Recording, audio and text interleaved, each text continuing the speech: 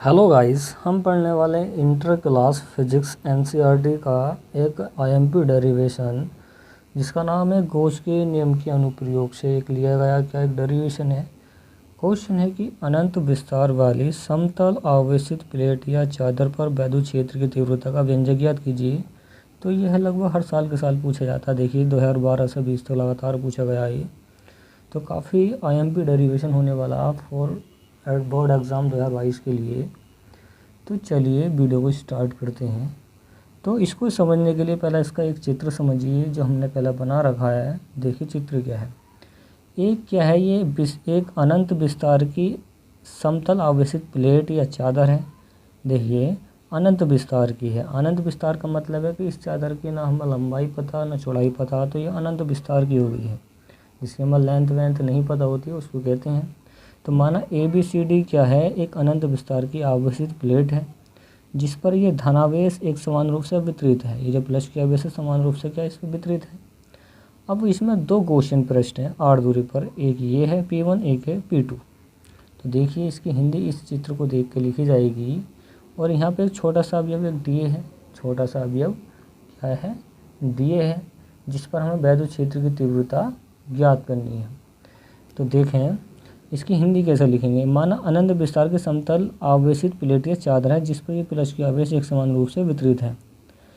चादर के दोनों ओर, देखिए ये चादर है, चादर के दोनों r दूरी पर क्या है, बिंदु P1 व P2 है जिस पर एक छोटा अवयव DA है। इस DA पर हमें वैद्युत क्षेत्र की तीव्रता E का मान हमें निकालना है। तो इस तरीके से आप इस चित्र को देख के इसकी हिंदी लिख सकते हैं जो हम ये पहले लिख चुके हैं। क्या लिखिए, माना अनंत विस्तार की समतल आवेशित प्लेट या चादर है जिस पर प्लस की आवेश एक समान रूप से वितरित है। चादर के दोनों ओर r दूरी पर गॉसियन बेलन है।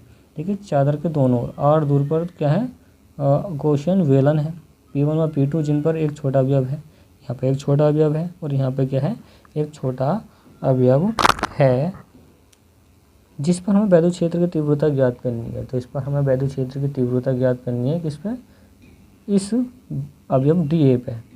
इस अवयव DA पे हमें वैद्युत क्षेत्र की तीव्रता का मान ज्ञात करना है। एक बार सुन लें। माना ABCD क्या है, अनंत विस्तार की समतल प्लेट या चादर है जिस पर एक समान रूप से आवेश वितरित है। चादर से r दूरी पर बिंदु P1 व P2 है जिस पर छोटा अवयव DA रखा है। इस छोटे अवयव पर हमें क्या है, वैद्युत क्षेत्र की तीव्रता E का मान ज्ञात करना है। तो चलिए अब इसका डेरिवेशन सॉल्व करते हैं। देखिए माना P1 व P2 समान दूरी पर हैं तब इनकी तीव्रताएं समान होंगी। देखिए ये जब P1 और P2 हैं दो ध्रुव हैं और ध्रुव को बोलते हैं पोल। पोल का P उठा लेते हैं ये। तो क्या है, ये दोनों समान दूरी पर हैं। यहाँ से लेकर यहाँ तक की दूरी R है, यहाँ से लेकर यहाँ तक की दूरी क्या है, R है। तो समान दूरी पर हैं तो तब छोटे से अवयव DA से गुजरने वाला वैद्युत फ्लक्स क्या होगा, तो हम निकाल रहे हैं। तो वी नो डेट हम जानते हैं। तो गॉस के नियम से कर रहे हैं हम इसको कि फाई E बराबर क्या होता है, E vector into DA vector. ये होता है फ्रेंड्स। आगे सोल्व करते हैं। फाई E बराबर आ जाएगा E into DA cos theta. जहाँ ये वेक्टर हम हटाते हैं वहाँ पर कोस थीटा आ जाता है। तब थीटा बराबर यहाँ पर होता है 90 डिग्री और 90 डिग्री का मान हम क्या रखेंगे। देखिए ये जो समकोण पर काटता है उसको 90 डिग्री कहते हैं। तो थीटा यहाँ पे कोस 90 का मान क्या होगा 1, तो यहाँ पे 1 रख दें। तो यहाँ पर फाई E क्या आ जाएगा, फाई E बराबर आ जाएगा E इंटू DA। क्या आ जाएगा, E इंटू DA। तब क्या हुआ देखिए फ्रेंड्स, आगे सोल्व करते हैं इसको। काफ़ी आसान डेरिवेशन है। इसमें क्या है देखें, अब हम निकालेंगे संपूर्ण पृष्ठ से, संपूर्ण पृष्ठ या फिर संपूर्ण गॉसियन पृष्ठ। तो ये गॉसियन पृष्ठ है, गॉसियन पृष्ठ से गुजरने वाला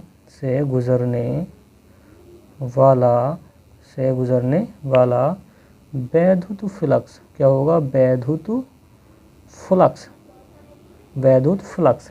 देखिए संपूर्ण पृष्ठ से गुजर रहा है यहाँ से लेकर यहाँ तक। तो इस P1 और P2 को जोड़ना पड़ेगा। तब क्या होगा, P बराबर हो जाएगा P1 प्लस का P2। अब हम निकाल रहे हैं क्या, वैद्युत फ्लक्स। वैद्युत फ्लक्स क्या होता है, फाई E। तो P1 पे क्या होगा, P1 पे होगा E DA plus E DA। देखिए एक इस पे यहाँ पर छोटा अवयव DA है तो इस पर होगा E इंटू DA जो हम ये पहले निकाल चुके हैं। तो P1 पर होगा, ये P2 पर होगा, दोनों समान दूरी पर हैं, एक जैसे अवयव हैं, तो इस तरीके से आ जाएगा। तो अब फ्रेंड्स इसका कर देते हैं हम समाकलन। क्या करते हैं? समाकलन करने पर, समाकलन करने पर समाकलन कर दें फ्रेंड, तो समाकलन कर दें तो यहाँ पे क्या हो जाएगा? समाकलन, ये बंद प्रेस है तो बंद कर दें इसको, तो क्या आ जाएगा? डी फाई ई, क्या आ जाएगा? D phi E. इसका समाकलन कर दें E into D A plus समाकलन, समाकलन ई इंटू डी ए। आगे सोल्व करते हैं। देखिए ये जो छोटा अवयव डी ई ए था, इसका डी फाई का समाकलन हो जाएगा फाई ई। ये याद रखें कि डी फाई का समाकलन क्या होता है? Phi E. यहाँ से ई का समाकलन नहीं होगा, इसको बाहर खींच लेते हैं हम, तो यहाँ से बचा डी ए प्लस क्या बचेगा? यहाँ से भी डी ए। अब क्या करेंगे फ्रेंड्स? फाई ई बराबर आ जाएगा, इसके डिफरेंस से समाकलन हटेगा, तो यहाँ से बचेगा ई ए प्लस यहाँ से बचेगा ई ए।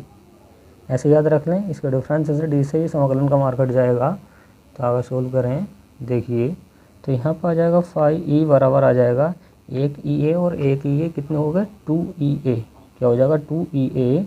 कह दो समीकरण नंबर फर्स्ट। तो फ्रेंड्स आगे सोल्व करते हैं, देखते हैं, काफ़ी आसान है। अब करेंगे हम इसको गॉस के नियम से, गॉस के नियम से, ये गॉस की प्रमेय से, गॉस की प्रमेय से। गॉस की प्रमेय क्या थी? फाई ई बराबर थी क्यू अपॉन एप्सिलॉन नॉट। इसको कहते हैं समीकरण नंबर 2। अब करेंगे हम समीकरण 1 व 2 को हल करने पर। क्या करने पर? हल करने पर। समीकरण 1 व 2 को अब हम हल कर रहे हैं। समीकरण 1 आई है फाई बराबर 2 ई ए, दूसरी आई है फाई बराबर क्यू अपॉन एप्सिलॉन नॉट। ठीक है, गॉस का नियम है जो हमने पहले पढ़ चुके हैं। अगर आपने नहीं पढ़ा तो प्ले लिस्ट में जाकर इसको देख लीजिए। समीकरण 1 व 2 को हल कर रहे हैं हम, तो फाई बराबर फाई रख दें यहाँ पे। तो एक फाई का मान क्या आया? 2 ई ए, ये वाला आया है। एक आया है क्या? Q upon epsilon not, Q upon epsilon not. चूँकि हम जानते हैं कि देखिए पृष्ठ का घनत्व में सिग्मा बराबर होता है क्यू अपॉन ए। सिग्मा बराबर क्या होता है? क्यू अपॉन ए, क्यू अपॉन ए। क्यू का मान हमें चाहिए, तो क्यू बराबर क्या आ जाएगा? सिग्मा ए, सिग्मा ए। मतलब ये जो बटे में ए था इसके गुणा में चला गया, इस तरीके से हम इसको निकाल सकते हैं। तो यहाँ पर लिख लें अब 2 ई ए बराबर, इस क्यू का मान क्या आ गया? क्यू का मान आ गया सिग्मा ए, कौन में कौन है? Epsilon not. देखिए ये ए जो है इन दोनों के गुणा में, तो गुणा की संख्या इसके बटे में आ गई। ए से ए काटते हैं तो हम इसको डायरेक्ट काट रहे हैं, तो यहाँ से कट जाएगा। तो यहाँ से बचा 2 ई, यहाँ से बचा सिग्मा अपॉन एप्सिलॉन नॉट। हमें देखिए मान किसका चाहिए? हमें इसका मान चाहिए किसका? ई का। इस ई का मान चाहिए वैद्युत क्षेत्रीय तीव्रता का। तो सिग्मा अपॉन गुणा में 2 है, 2 कहाँ आ जाएगा? इसके बटे में, तो 2 एप्सिलॉन नॉट। इसका डेरिवेशन सोल्व होकर आ जाएगा। ई बराबर आ गया सिग्मा अपॉन 2 एप्सिलॉन नॉट। तो इस तरीके से हम क्या इसको सोल्व कर सकते हैं। ये इसका आंसर है। उम्मीद है कि आपको ये क्या सॉल्यूशन समझ में आया होगा। अगर वीडियो आपको पसंद आई हो तो वीडियो को लाइक एंड शेयर कीजिए, चैनल को सब्सक्राइब कीजिए। Thanks for watching guys. मिलते हैं नेक्स्ट वीडियो में।